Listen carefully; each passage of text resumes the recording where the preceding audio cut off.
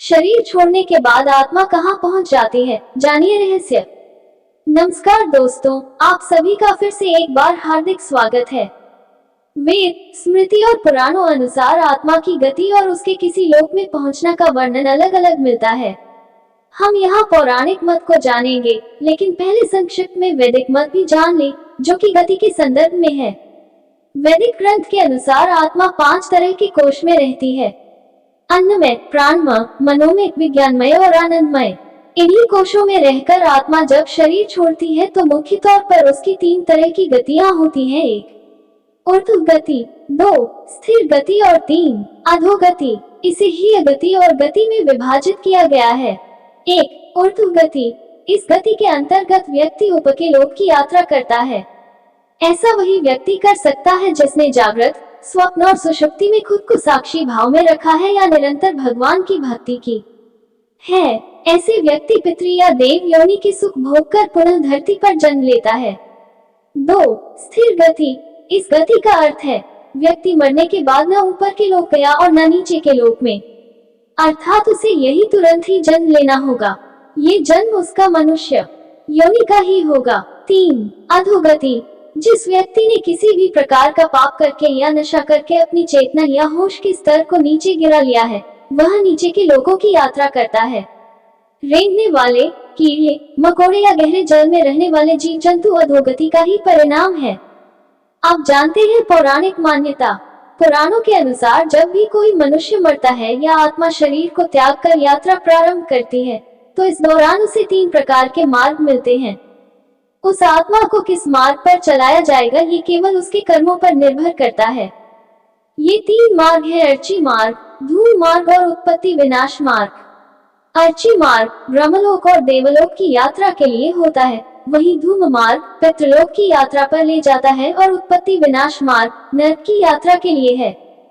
हालांकि सभी मार्ग से गई आत्माओं को कुछ काल भिन्न भिन्न लोक में रहने के बाद पुनः मृत्युलोक में आना पड़ता है।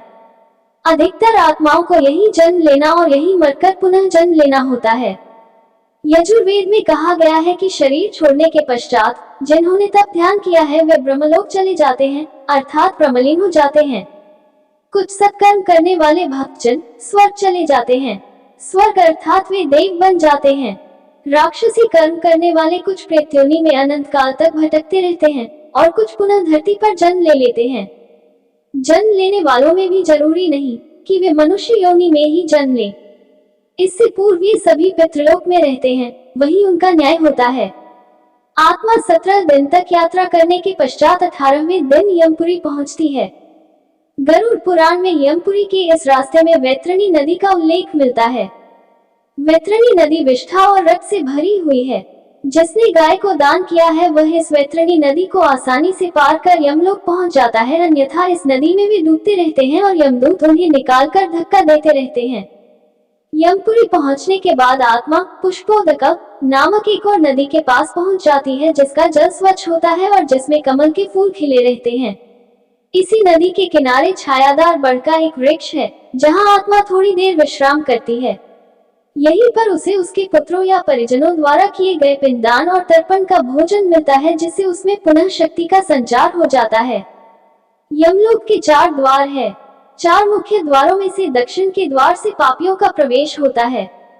यम नियम का पालन नहीं करने वाले निश्चित ही इस द्वार में प्रवेश करके कम से कम 100 वर्षों तक कष्ट झेलते हैं। पश्चिम का द्वार ऐसे जीवों का प्रवेश होता है जिन्होंने दान पुण्य किया हो, धर्म की रक्षा की हो और तीर्थों में प्राण त्यागे हो। उत्तर के द्वार से वही आत्मा प्रवेश करती है जिसने जीवन में माता पिता की खूब सेवा की हो, हमेशा सत्य बोलता रहा हो और हमेशा मन वचन कर्म से अहिंसक हो। पूर्व के द्वार से उस आत्मा का प्रवेश होता है जो योगी, ऋषि, सिद्ध और सम्बुद्ध है। इसे स्वर्ग का द्वार कहते हैं। इस द्वार में प्रवेश करते ही आत्मा का गंधर्व, देव, अप्सराएं स्वागत करती है।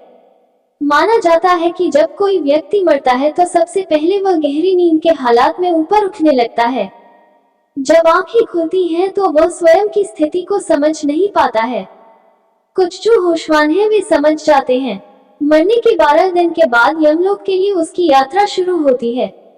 वह हवा में स्वतः ही उठता जाता है। जहाँ रुकावट होती है वहीं उसे यमदूत नजर आते हैं, जो उसे ऊपर की ओर गमन कराते हैं।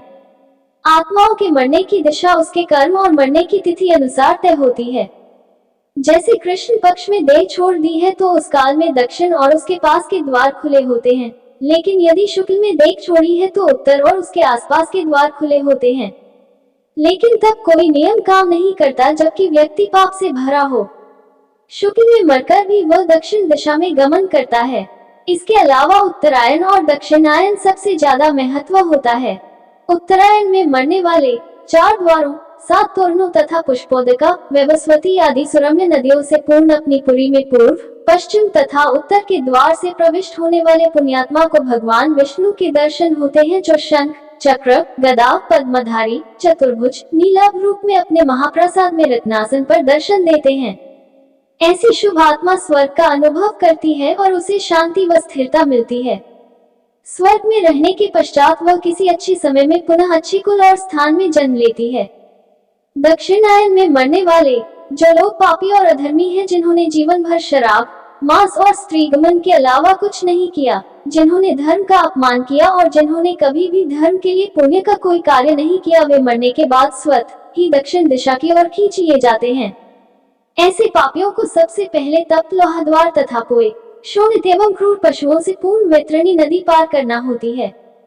नदी पार करने के बाद दक्षिण द्वार से भीतर आने पर वे अत्यंत विस्तीर्ण सरोवरों के समान नेत्र वाले, धूम्रवर्ण, प्रलय मेघ के समान गर्जन करने वाले, ज्वाला में रोमधारी, बड़े तीक्ष्ण प्रज्वलित दंतयुक्त, संसी जैसे नखों वाले, चर्म वस्त्रधारी, कुटिल भरे कुटी भयंकरतम वेश में यमराज को देखते हैं।